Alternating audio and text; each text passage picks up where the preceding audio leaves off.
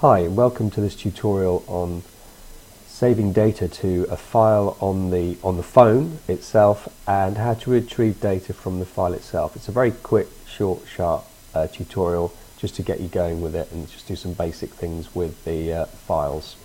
Okay, so what I've got here is a new project. Screen's just a screen at the moment. I'll give the a title to this, so we'll call this accessing text files. Okay, what I'm going to do is start with the layout, and what I'm going to do simply is put a text button, a text box in here following the label, and the label can be something like enter your text. And what we'll do is we'll get it to save whatever text that I type in the text box here, which text box enter, I'll rename that. Okay, and then we'll have a button, we'll have a button to store the text, so we'll rename that button store, and when that's clicked we'll save the data into the text file. Okay, so save, that'll do. Okay, and the other thing we'll do is show you how to get the data out of the text file as well. So, but we'll do that in a minute. Let's get this started first. Let's store some data in a text file. So to do that, we go into the blocks. No, we won't. We'll get the file component out, which is this component here. It's a hidden component, and this is the one which we're going to do all the work with. So store the data to and from. So we'll go to the blocks here, and what we'll do is when the button store is clicked, what we're going to do is we're going to do something with this file. So what can we do with the file? Well, we can append data to the end of an existing file, and if the file doesn't exist, it will create it for you.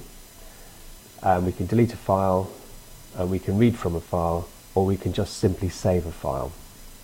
Okay, what we're going to do here is append to a file. I'm going to add data to a file, so let's do that. The text I'm going to enter is going to be the text box itself, so let's whiz down to that, text box.text. So we've got the text there. Now the next thing to do is to get the file name. This is the file name that will be stored on the phone itself. Now, if you put a / here and the name of the file, let's call this saved file, then that will be stored with the SD card. If you don't put the / in front of it, it will be stored in the phone's private area and won't be accessible by other apps, according to the text. Anyway, so I'm going to put a txt on the end because I want to save the file. With the suffix txt, so it's a text file, recognizable text file. Okay, so let's go back to the designer. If I run this now and I click save, it will save the text I put in here in the text file. But I want to also show you that it's actually working by retrieving that as well. So I'm going to create another one, horizontal arrangement here with a text box where I'm going to, actually I could just use a label, to be honest. Let's just put a label in there, and what I'll do is put the text that's in the file and retrieve it and stick it in that label there. So I'll put a button in here, rename that, call that button retrieve, and when I click that, I'll put the data that's in the file into that label there. Okay, so let's just click on, and we click on that there. Okay, so that's what I'll do. I'm just thinking, actually, if I've used a text box here, the way this might have been better, because text boxes allow multi-line. So if I'm storing a lot of data in here, if I'm retrieving it, I might want to store it for it to appear over more than one line, otherwise it will just truncate. Oh well, never mind. Well, let's just stick it in the label for now, and if it doesn't work, we'll put it in multi-line. Okay, so go back into the blocks. The way this is going to work is when the button retrieve is clicked, I'm going to just simply pull the data out of the file. So that's what I'm going to do. I'm going to make a call from the file here. Okay, and that on its own won't do anything except go and get the data. What you need to know is when the data has actually is available to the app here. So you do that with this got.text, file1.got.text here, and all I'm going to do there is get my little label here. So we'll try this first. Set label text to, and any text that it's got.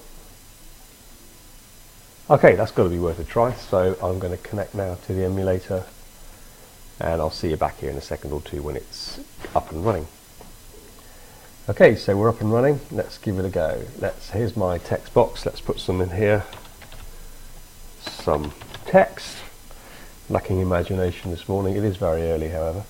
Right, so I'll put some text in there, and I'm going to click save. Let's get rid of that keyboard. Right, okay, nothing to see there, no news. Right, so if we click on retrieve now, it should get that text and stick it into the label. Let's try it. There it is. Hey, that's always good when things work, isn't it?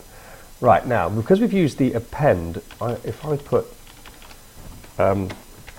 more text, we ought to get the two messages combined. So I'll save the text, and we should see some text, exclamation mark, then a space that I've put in there, more text. Let's try that. Oh, yeah, it works. So I'm happy with that. Give it a like if you enjoyed the tutorial. There's really not much more to say here, except ignore that text box. We didn't use it in the end. Remember, you can go over multi-lines with a text box, which I don't think you can with a label. I haven't actually tested it.